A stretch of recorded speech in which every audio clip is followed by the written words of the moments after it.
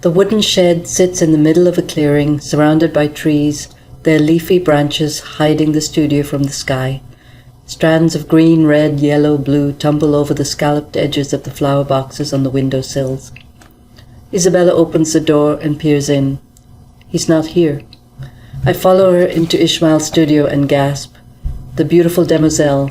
The tube body is an arrow pointing down to the earth, the wings soar towards the sky, tender, delicate, laced wood. It is stunning, is it not? Isabella traces her fingers over the interstitial fibre of the wings. I whisper, we saw a live one today. This is more beautiful and more fragile, but it is wood. He is amazing. Me, I cannot create anything. Not painting or drawing, nothing. She smiles, though perhaps now I could make creations with food. She wanders from piece to piece, touching each. I scan the studio. There are other pieces in various stages of forming. Isabella beckons me over to the unfinished bust of a deer, features chiseled, emerging smooth from the rough block. Her eyes fill as she places her palm on the cheek of the fawn. He was always artistic, but no, he didn't do anything like this. She faces me. He's a gentle soul. We are all we have, me and him and Frank. And Henri? She looks back at the sculpted wood. And Henri. My finger follows the coil of a wood knot behind the ear of the deer. You are devoted to him, as he is to you? She sighs. Yes, I love seeing him happy. I didn't expect it to be with Frank, but I am happy for him. You're close to Frank too. Were you friends with him before he went out with your brother?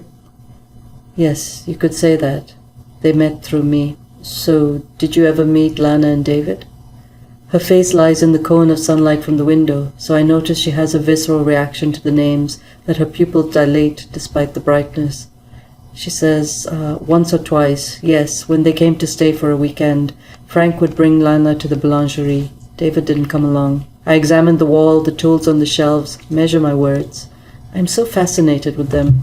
Maybe it is because there aren't so many Indians in Ireland, and it sounds like Lana was a beautiful woman. Isabella says, I guess she was. Frank thought so. You didn't? I spin back to her. A pink tinge creeps up her neck. Sorry, yes, of course I did. My eyes are drawn to her cheeks, the changing shades of brown to russet. From how she has been described, I get the impression you look like her. Now the russet spreads into a definite blush. She smiles. Is that the Irish charm or the Indian charm?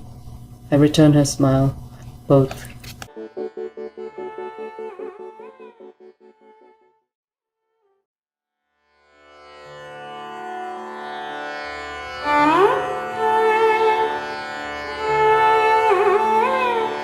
I have terrified someone.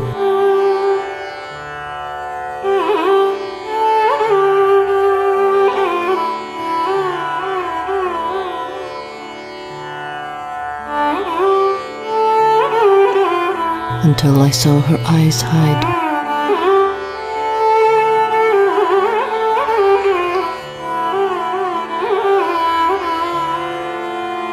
I have watched her flow back.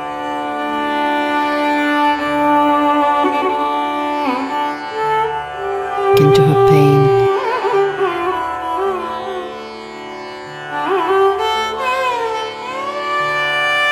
And not come out.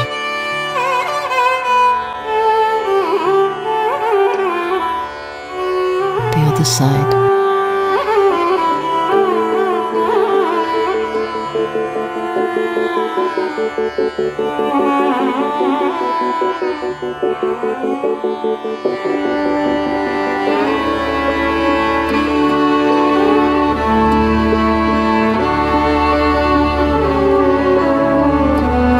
I see the woman lift her face from the water and smile for me, eyes dead.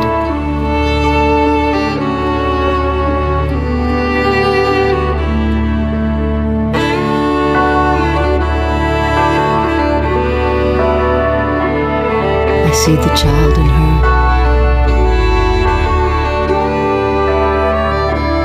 Stay face down, eyes under. Watching pictures that show. She drowned herself.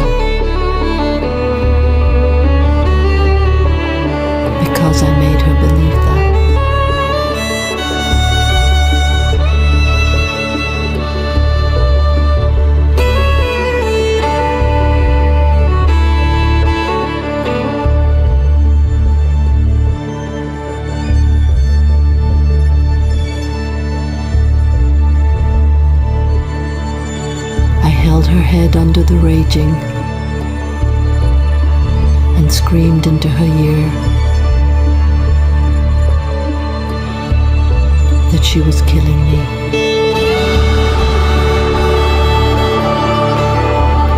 I left her there, dried my hands, my face, my body as it shook.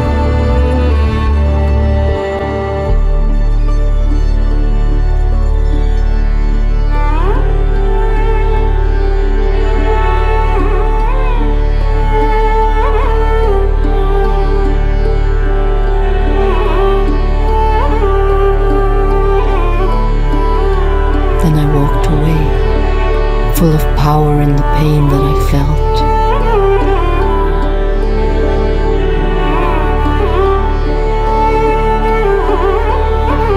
Because I could have loved her. And now I can't.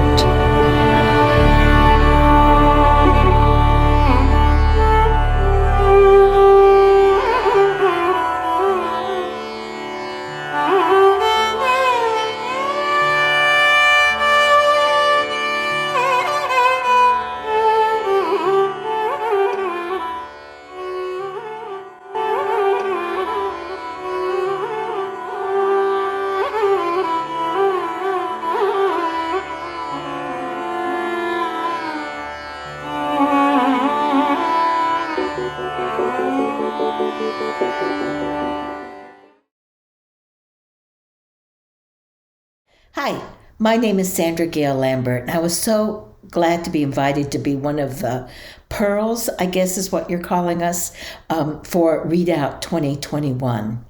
I'm the author of a novel, The River's Memory, and this memoir, A Certain Loneliness, from University of Nebraska Press.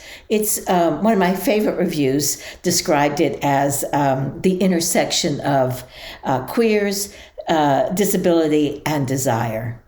I'm going to read from that today, a short section, actually a trilogy of sections. Atlanta, 1968. My family has driven in from the suburbs. Our station wagon is traveling down Ponce de Leon Avenue, and we're in the standard nuclear family seating configuration.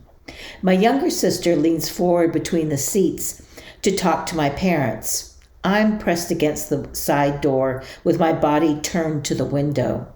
Atlanta scenes go by. Liquor stores, shops with bars on their windows, and sidewalks with black and white people walking on them. It's dusk and the streetlights are turning on. I'm 15 years old. We stop at the traffic light just past the Sears store. Outside my window is a low building with faded yellow paint, and its few windows blacked out. There's a door with a dim light under the overhang. A person stands to one side of the door, leaning against the wall and smoking. She, I know it is a she, is stocky, muscular, and wears men's work clothes. I can't stop staring. I want to go to her, lean up against her, be inside that building. My yearning has no words. The light changes and my father drives on. Atlanta, 1984. Another lesbian and I drive down Ponce de Leon Avenue.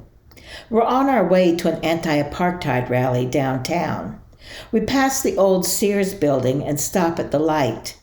She points and says, "A long time ago, there was a lesbian bar right there. It was a rough place, the type with fights and police raids." I turn to look. Through the window, I see the new Super Kroger, but reflected in the glass, my 15-year-old face looks back at me. It's pressed against the window, wanting. I think about that woman. Maybe she saw me staring. Maybe she understood. Whoever she was, I thank her for standing queer on the street. Atlanta, 2007. I'm older now than that woman I saw leaning against the wall of a building that no longer exists. Much older. The Sears building has been converted into condos. I drive past them and hurry to the freeway. I've been in Atlanta visiting my mother and helping her with doctor's appointments and pills, and now I'm yearning for home. I intersect the street that leads to the fabric store where Miss Garbo's used to be. It was my first bar. I walked in it alone, and then a woman bought me a drink. Sheba's and the sports page are gone as well.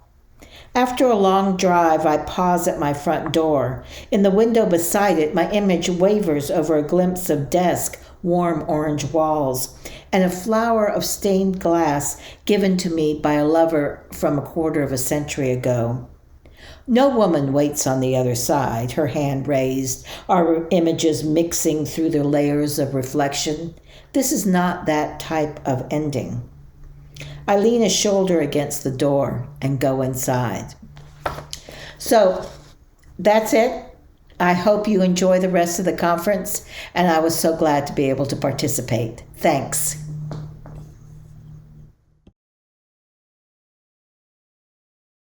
This is Bonnie Morris. I am in Santa Cruz, California. I'm a women's history professor and writer, and I'm now a headmistress poet.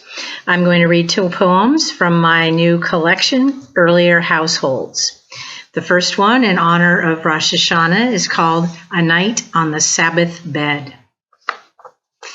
When I am your Sabbath queen, I come through your window full of myself, so full of bearing, caught then, big and laughing over the kitchen embers, leaving you blessings where you should find them. And on your bed, I wear my hair as it once was in childhood, long for braiding, and you take flowing lumps of it and knot it to your will. My head skin prickling with desire, hair that stands on end for you, alive, blood pounding lightly at the nape of my neck. Then braid me loosely from your amused distance, your adoring closeness, the noble proximity of your pomegranate breasts that roll out of the desert and into this dream. From that same tribe, we trace our bloodlines back to Egypt, where our dark foremothers shaped the bricks for pharaohs. I see your Jewish face in mine, a lantern I can walk by. Your history spells my own in a rough and supple kiss. If once we played as goddesses, as Sabbath queens, I know in you tonight each spice of that once womanly Eden, promised land, weighed and measured temptingly. Count then and eat your carob eyes, your chocolate hair, your pale brown skin like cinnamon, your ginger voice, your nutmeg laugh, your smoky taste like hazelnuts, like chicory, like cardamom. I am a merchant sampling spice. I am a gardener of delights, a compass point, a seasoning, a table set for holidays. Here on the bed, grind spice for me, your fingers, lashes, savory skin. 4 questions aren't enough when we are wise and foolish. Descendant first, then ancestor. Here, lean back. I remember you. The points of touch are asterisks shining in the dark, whether we are parallel or linear, plotting on a graph how close we are, how distant. Climbing out of the bath earlier, rosy in face and fortune, I bent to towel your legs dry. I waited as you combed your springy head. I pulled on soft and faded garments, ambling barefoot over the wood planks of my treehouse. I let myself land like a marlin on the surface of your old quilt, my damp arms thrown akimbo laughing. Then I pulled you down to kiss your glad eyes with my open mouth. The moon moved over, 1 brief glimpse per hour, yellow for autumn, and I took your head in my long hands. I said, "Bless me, Rebecca," and I rocked to the rhythm of your well-known face. This is Cliffside. At daybreak, the late winter whale anchors at the bay, unseen and unwished for. I'm sleeping fast with 1 rib touching you, 1 bone's excuse for contact. If you should shift, it wouldn't be to wake me. Berries drop soundlessly, eaten by dazed geese. This is a quietness, unbroken by the awnings scrolling up the doors pushed out to let in daylight. Old bookshelves creak with unread weight. My notebooks flutter empty. The hour, the wail, the written word share that invisibility, though all three are important. You move away from me the way a stiff drawer opens, stuttering, shiny, something keeps splintering off. You move toward me like a stiff chair waits, knowing, not approving, the bulk of my intent. Drawer, chair, away and towards, pulling and splintering. We two make a room in disarray where old women lived, have lived, are living. At night, suitcases close up, swallowing our sandy sneakers. The miles walked by playful feet will vanish in our luggage. We become again travelers, mere companions, not dangerous lovers, not reckless legs and hearts. Thank you very much. I'm Bonnie Morris in Santa Cruz, California.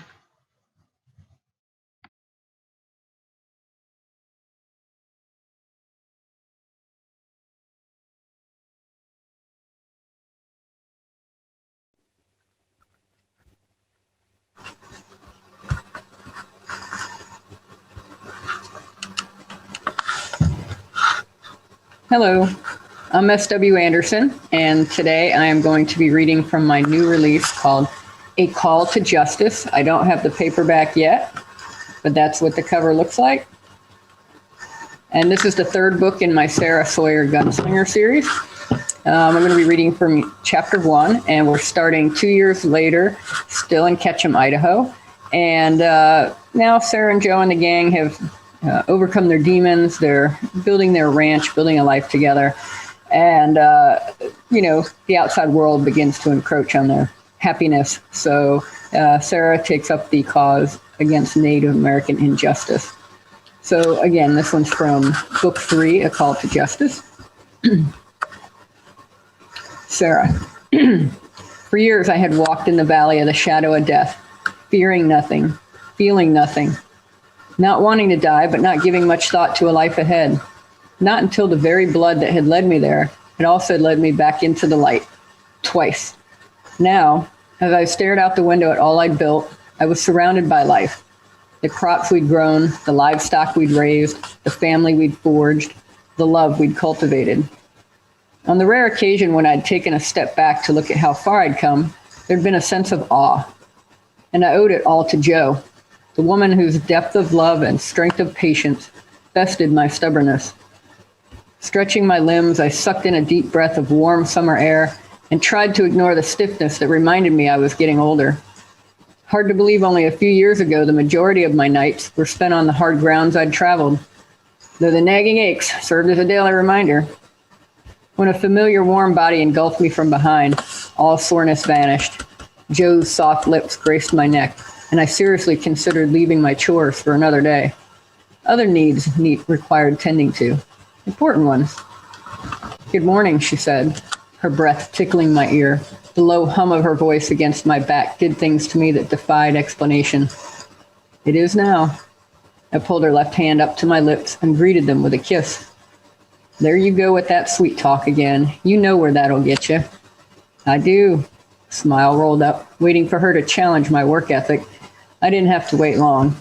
Jo slipped around in front with one of those teasing grins upon her lips, the very definition of temptation in the flesh.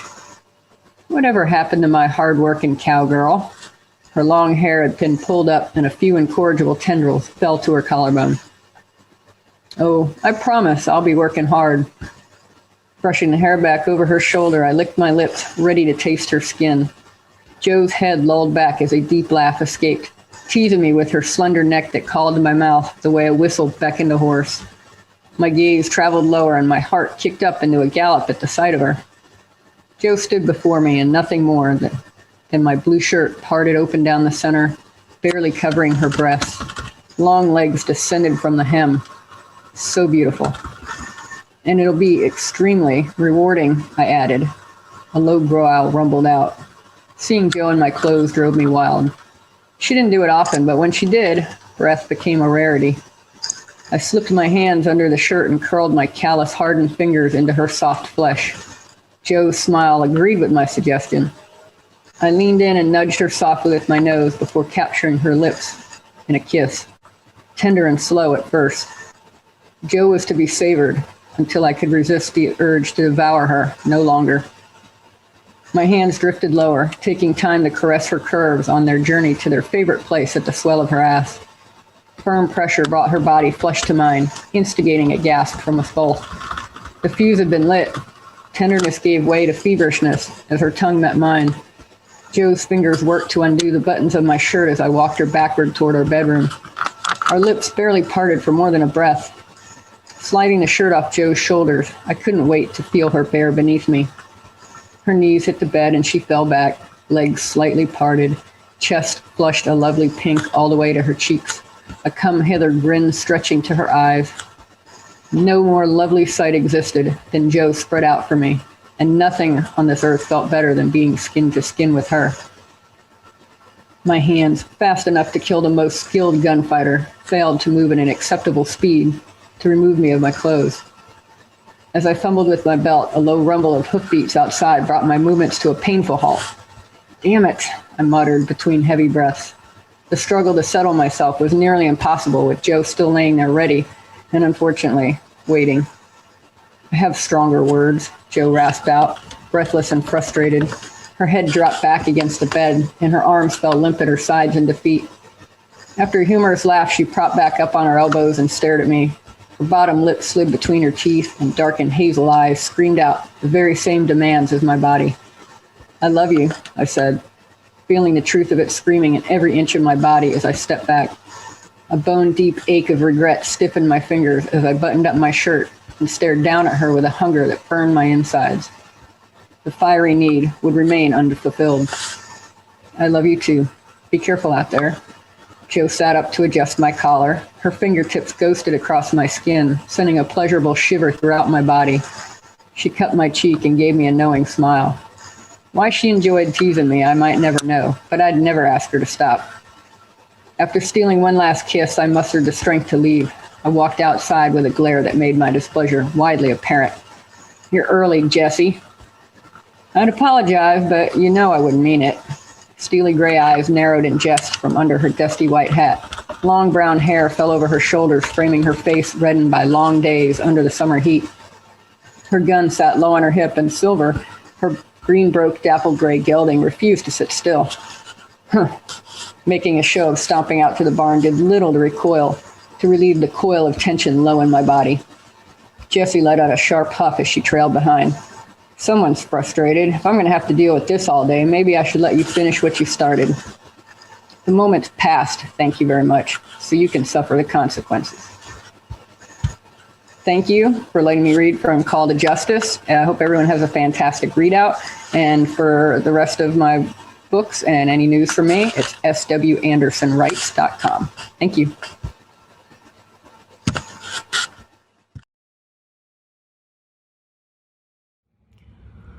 Hi, I'm Erin Zach. I'm reading from my book, The Other Women, and it is available now through Bold Strokes or on Amazon or wherever you do any of your book shopping.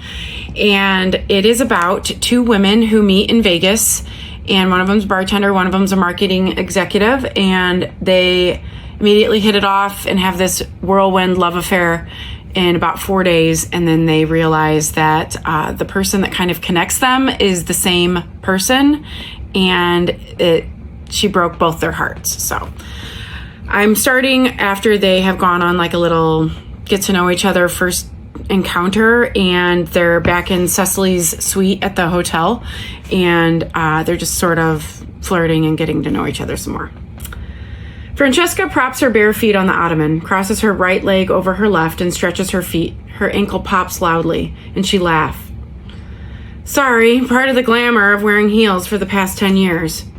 Is that how long you've been bartending?"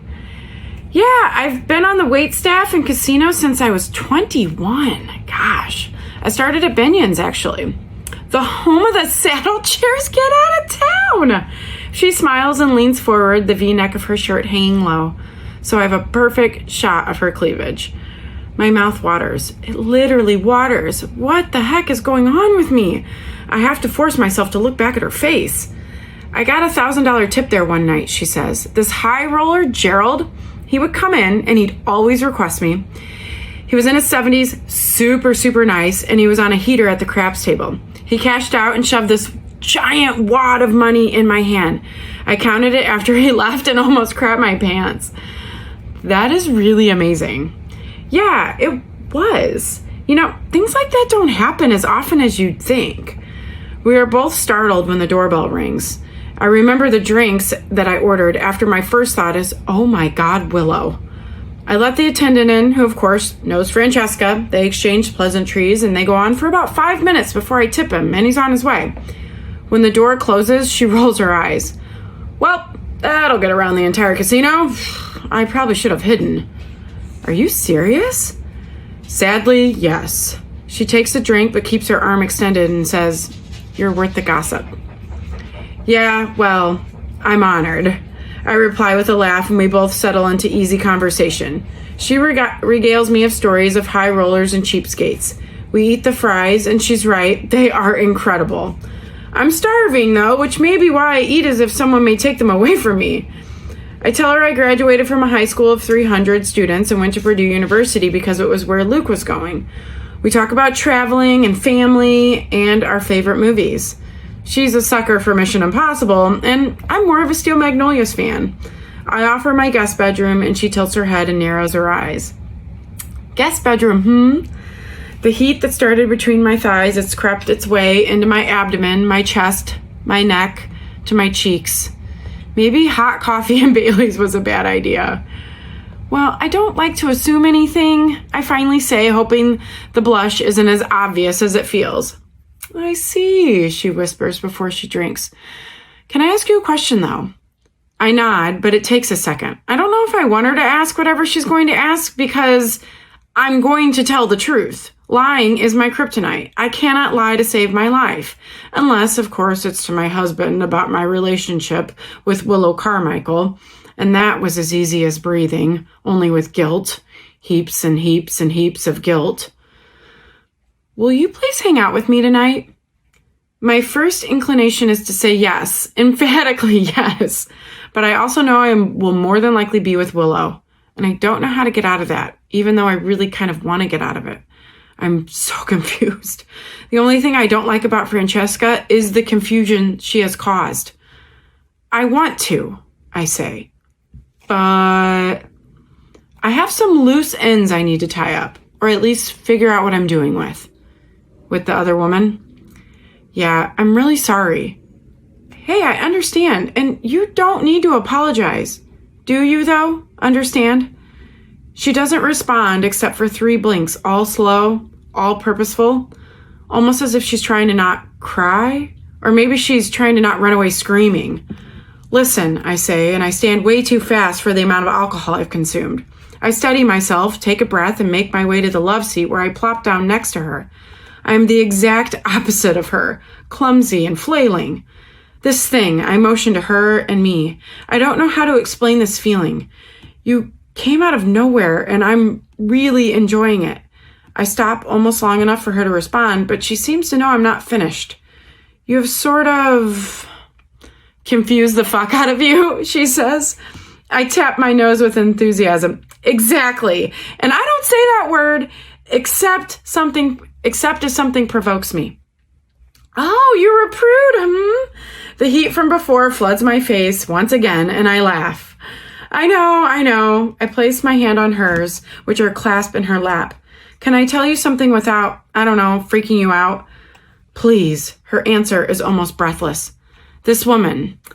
I was never going to leave my husband for her, not for anybody. But then she left, and my world was off, like way off its axis. And I thought, I cannot survive like this. So I separated from my husband, and then boom, promotion, Vegas trip. And I see her again in the flesh for the first time in months. I move my hand from hers and thread my fingers through my hair. I look around the room, trying to find the words to say without coming on too strong, too soon, and without any warning. Seeing her did not right my world. I close my eyes, and yep, those are tears, and I'm way too tipsy, way too vulnerable to cry. But seeing you did. My voice is a whisper. Speaking such a ridiculous truth at full volume is not okay. So I don't know what it means or what you're what you mean or anything. I'm confused. Hey, she says, stopping my runaway freight train of thoughts, and my eyes are still closed when I feel her gentle touch on the side of my face, my cheek, my chin. She turns my head as I open my eyes. I know. She brushes the soft pad of her thumb along my cheek, and I want her to kiss me so bad. Okay, I whisper, and I wonder if she can hear it over the thud of my heartbeat. Thank you, guys. Go purchase it. Thanks. Bye.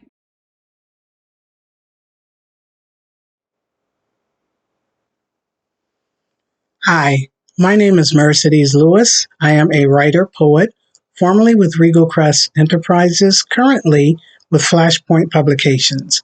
I will be reading Beauty from my published work, Glimpses of a Fractured Soul, followed by Is This Thing On? From my work in progress, currently untitled. Beauty. Beauty is a strange thing to which it doesn't matter what ugly place it finds itself, what chaos or what clatter. Beauty is found in peace. Beauty is found in war. It's deep beneath the sea, and on eagle's wings it'll soar. Beauty is found in girls, and yes, beauty's found in boys. Beauty's found in quiet still, and beauty's found in noise. Beauty's found in others who have yet to decide how much of themselves is beautiful and how much of themselves to hide. Beauty's in the mind, beauty's in the body, beauty's in the things we do, some nice and some seem naughty. Beauty is a strange thing no one can find for you. Beauty's what you make it, so unto thyself be true. Thank you. The following piece is a multi-topic reflection of how I currently see the world. It is also a celebration of Black History Month, giving homage to self, ancestors, descendants, John Legend, Common, Andra Day, Dr. Martin Luther King Jr., Maya Angelou, Zora Neale Hurston, Amanda Gorman, Bill Withers, Stephen Butler Jr., and John Steinbeck. Is this thing on? Is this thing on? I'm reminded yet again, I am not of this world. I am in this world, for this world, compelled, encouraged, and determined to change this world. For if we cannot conquer ourselves in this world, how can we be trusted in another? Perhaps this is why we have not yet reached that promised land. Is this thing on? 500,000 people dead, families evicted, children unfed, another brown body laying at their feet, a nation sequestered, unable to meet. Don't get it twisted. I'm not seeking revolution. I examine each face for signs of evolution. When will we evolve? Is this thing on? Each day breaks anew in hopes that some will have a different view. But thousands of lone wolves sought to kill and to steal, looking for ways to lift their own deal. Never mind the people's will, the will of the people who wanted to heal. Lies, deceit, placebos to numb the pain, some in despair feeling there's nothing to gain. So many give up, so many lay down, so many faces marred with a perpetual frown. Is this thing on? Keep the faith, walk in the light. Don't succumb to the darkness of the night. Can we, though? Yes. One day when the glory comes, one day when the battle is done, one day, one day, one day. Is this thing on? So, one day, no longer awaiting awakening, we rise up, having dreamed the dream, knowing why we sing, keeping our eyes seeking Him. We climb the hill, remembering Grandma's hands, remembering what Grandma said. There is nothing new under the sun, child. All things, even good in moderation. Are we chocolate-covered ants? Are we mice? Are we men? Are we human? Is this thing on? Are we on? Thank you for indulging me.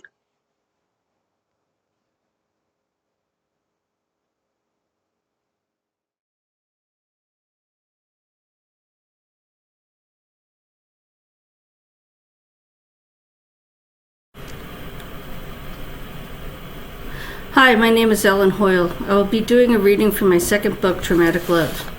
In this story, we meet Nydia Rogers, a trauma doctor at Riverview Hospital, and Joe Powers, a Riverview police detective. Each of them is working from different aspects of the Intimate Partner Violence Unit, and both have a very passionate and personal reason to love it or hate it. This is a short scene from Chapter 8. After putting the car in park, Joe turned and said, "Remember to take your lunch." Joe held up the brown paper bag. "Got it right here. And play well with the other kids at recess." "I promise," Nydia laughed. "Okay, as long as you promise. Now give me a kiss before you run off on me." Nydia leaned over the console and ran her hand up the side of Joe's neck. When she reached Joe's jawline, she drew a finger along it from ear to ear to her chin. Crooking her finger under it, she pulled Joe forward. "You want a kiss? Do you need one to last until tomorrow?" Nydia kissed her before Joe had a chance to gather a thought. It was a long, deep kiss that left them both breathless.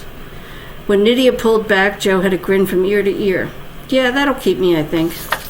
"Good, I'm glad I could accommodate you. Come back soon and I'll see what I can do to replenish you," Nydia said and smiled back. Nydia turned to get out of the car and saw Trudy looking at them through the glass of the ER doors. Nydia was unable to contain her happiness. She hadn't told Trudy about her mornings with Joe, so she was sure she was in for an inquisition when she got inside. But right now, she didn't care. She chuckled at the idea and stepped out of the car. As she neared the door, a painful grip landed on her arm and made her spin around. She came face to face with Dr. Goddard. "You heathen! I can't believe you would bring such evilness here and flaunt it in front of the hospital. Anyone could have seen you. It's bad enough they let people like you work here and interact with patients, but to carry on in such a sinful manner is beyond the acceptable. I'm going to speak to Dr. Stevenson about this." Before Nydia had a chance to respond, he let go. Nydia was stunned for a moment, but came out of it to realize that he had let go. She saw Dr. Goddard had an arm held behind his back, and behind him she saw a 6-foot-tall, angry woman holding him by the arm and the scruff of his shirt. The furious doctor's veins were standing out in his neck, and his face was red with anger. He stood on the tips of his toes, trying to relieve the pressure. "Let go of me, you piece of filth," he said as he tried to pull away from Joe. "Do you have any idea who you're dealing with?"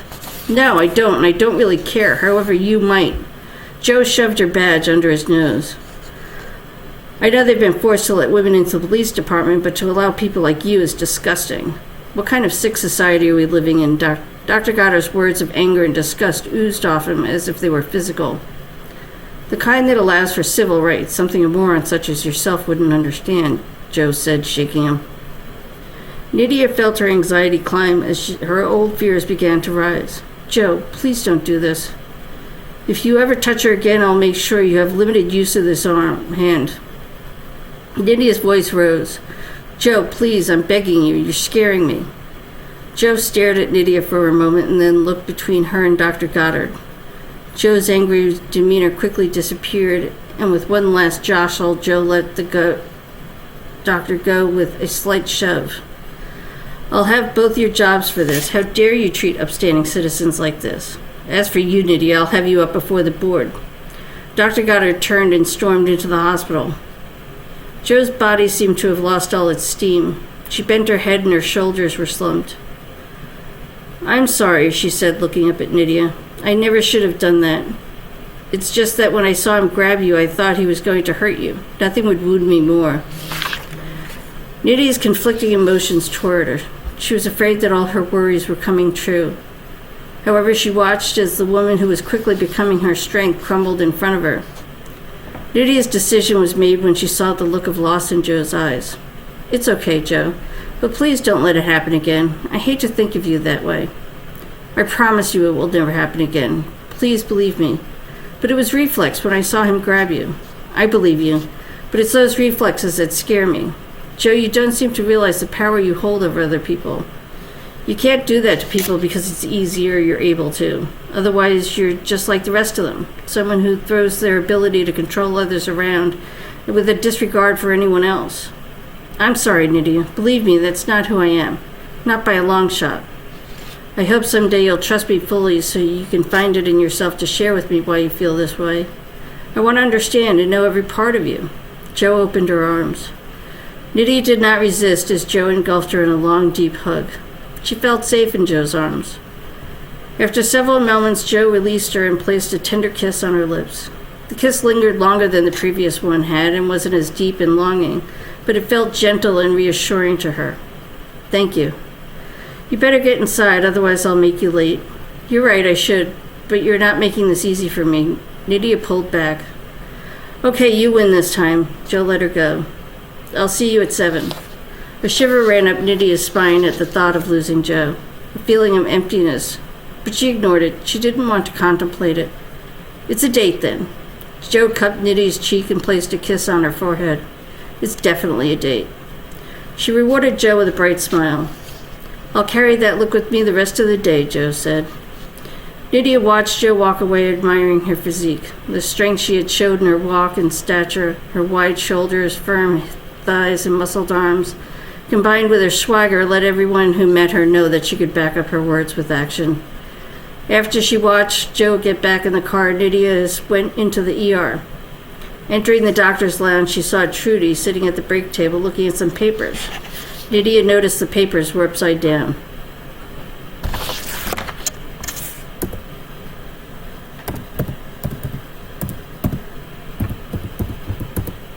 That tells me.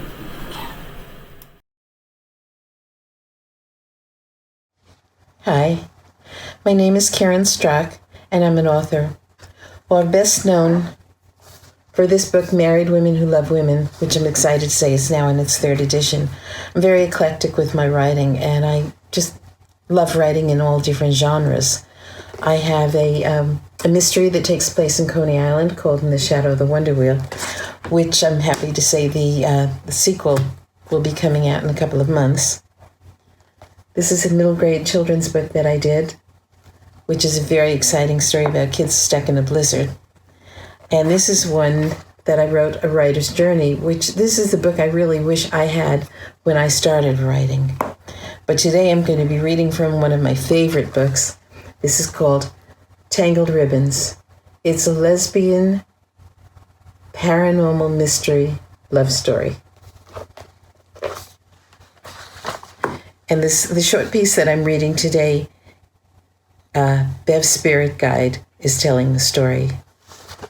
Excuse me. Bev was on her way out of the therapist's office when she ran into Bob. What a nice surprise, Cuz, he said. Come on, I'll take you to lunch.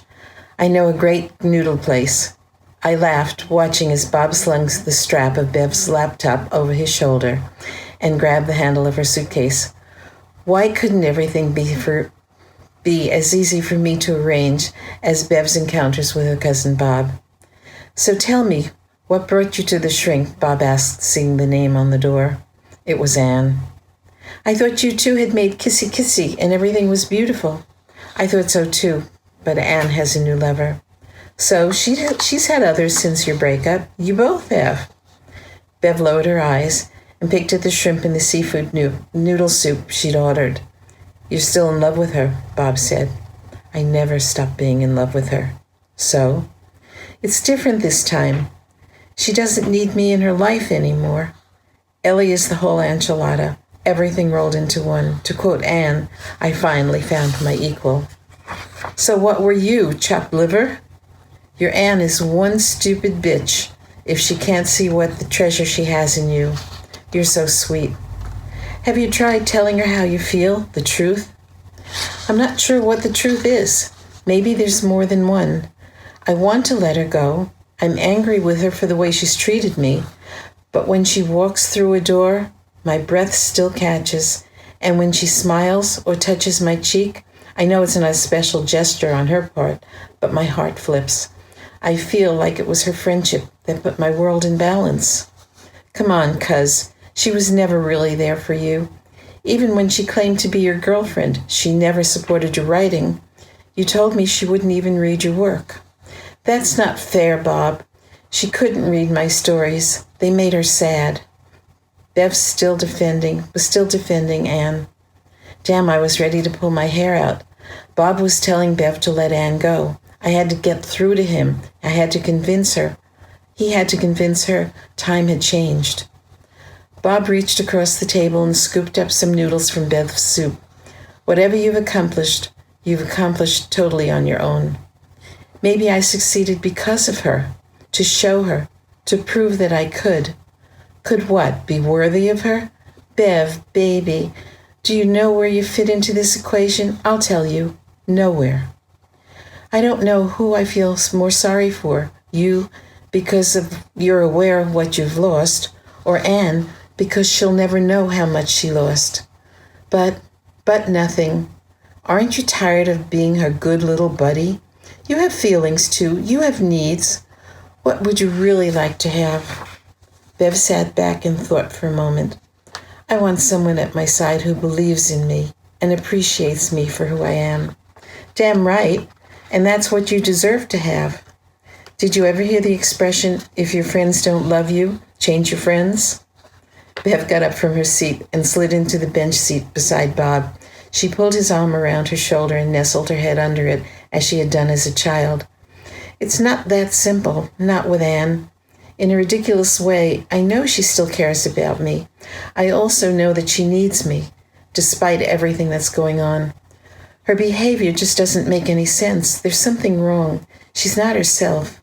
She was always such a take-charge person. That was one of the qualities I admired about her. Now that she's with Ellie, she's lost all of her drive. It's as though she's a puppet and someone is pulling her strings. I gasped. That was exactly what was happening. Bev, sweetie, you're not her mother. Let her go, Bob said. Get on with your life. How many times does she have to hurt you before you get some sense into that head of yours? Whoa, Bob, slow down, I implored. Bev needed that separation a while back, but she's on a different track now, more in touch with herself. And she and Anne have to come together. It's their destiny. Bob scratched his head.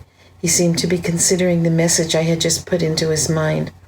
You're right. I know you are, Bev said. And I know it's my fault, too. Anne was up front with me, even before Ellie. She told me she'd like to have another passion in her life. I told her I didn't need one. I wasn't looking.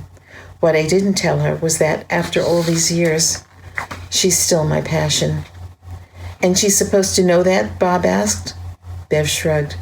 Remember my friend Kevin? Bev nodded. I had a chance to play a terrific gig, but my van was in the shop. I had no wheels. He could have offered me his car, but he didn't. This guy, Roy, who I barely knew, offered his. Every time Kevin and I got together after that, all I could think was, some friend you are. And the point of your story is? Bev asked. I know that if I didn't let it out, there wouldn't be anything left of our friendship. The next time I saw him, I said, how come you didn't offer me your car when I had that gig last summer? You know what he said? That's been bothering me too. How come you never asked me? Was it because Roy's car was newer? The word is miscommunication, my dear cousin. No one knows what's in your head unless you tell them. Oh, Bob, I think it's too late for that. It might be, but then again he paused. What does she have to do with you now anyway? Are you enjoying your friendship? Remember, no one knows what you're thinking unless you say the words. Thank you for listening. I just wanted to say all of my books are available on Amazon and all the bookstores. And I have a website, and this is the spelling of my name, CarrenStrock.com. Feel free to come and visit and drop me a line. Take care. Hi, my name is Sue Katz. I'm a writer. I have written one nonfiction book, one play, a gazillion journalist pieces in my past. And since I started aging, 3 books of fiction kind of focused on aging, and in particular LGBT people, characters, and especially lesbian characters. And two of the books are short stories, and one is a novel. And I thought I would read to you from my most recent book. It's called A Raisin in My Cleavage, Short and Shorter Stories. Okay, so the book is named A Raisin in My Cleavage, and I'm going to read you the title story. And it's a short story. If the raisin I was nibbling hadn't fallen in my cleavage while I was negotiating Gulch Drive in that old Toyota, I would not have veered out of my lane while trying to fish it out, causing the motorcycle on my right to skid out of my way. The driver got dumped onto the road shoulder while the bike apparently plummeted off of it and down the ravine. My stomach clenched, and I pulled off to the side immediately, putting on my hazard lights. The driver stood up, thank God, removing a scratched and dented helmet. She shook her head, rubbed a gloved hand over her short hair, and then scanned her own body, probably to make sure all the parts were in place. The left sleeve of her black leather jacket was in tatters, as was the thigh of her black leather pants on the same side. I got out of the car trembling to see if she was all right. I was trying to sort through the jumble in my brain, having sustained too many surprises at once, the raisin, the accident, the biker being a woman. She, too, was trying to recover her equilibrium and seemed to succeed before I did. Are you a friggin' serial murderer or just a lousy driver? She yelled as I approached. Oh, somehow I hadn't anticipated her anger. In the 3 or 4 seconds since my mind had resumed generating actual thoughts again, I had imagined an entire scenario. I would brush the dust off her leathers while apologizing, explaining. I would watch her relief as she realizes through her shock that she is in one piece.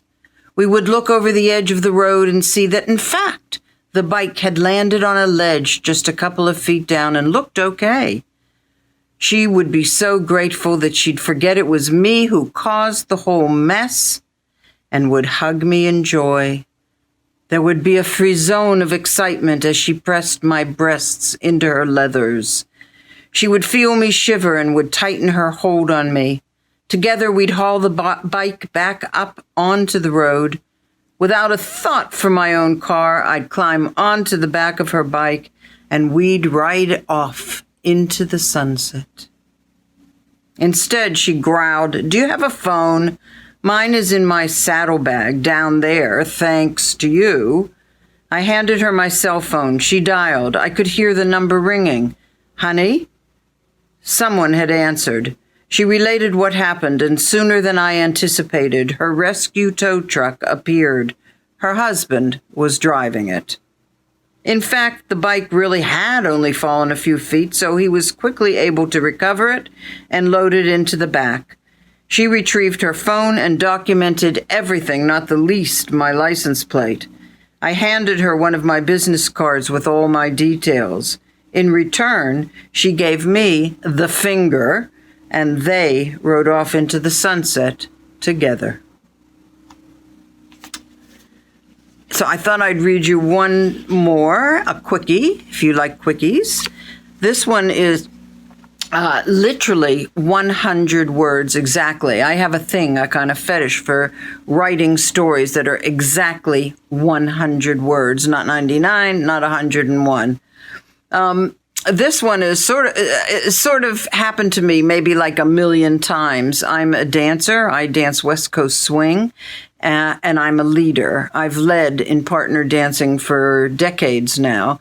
And this dance I do in a world, a heterosexual world. So I run into all kinds of annoyances. This story is called Why Won't You Dance With Me? Oh, and I wrote it in honor of the cover image, which is a marble sculpture by the sculptor, the well-known Italian-based sculptor, Jaya Shorich, who is a lesbian and who let me use this image. Why won't you dance with me? May I have this dance?" he asked at their weekly dance party. "Actually, no," she replied, smiling. "Allow me to lead you to this great song," he said the following week. "Impossible," she said pleasantly. "Am I insufficiently advanced? You seem to dance beautifully. Then why won't you dance with me?" "You've seen me lead week after week, year after year, right?" she said. "Of course I have. I assume you follow as well." "Why do you assume that?" "Because all women ultimately want to surrender to men." "Let's test that theory. Ask me again. Shall we dance?" "No." So, again, my name is Sue Katz, and thank you for listening. It's been a pleasure. Bye.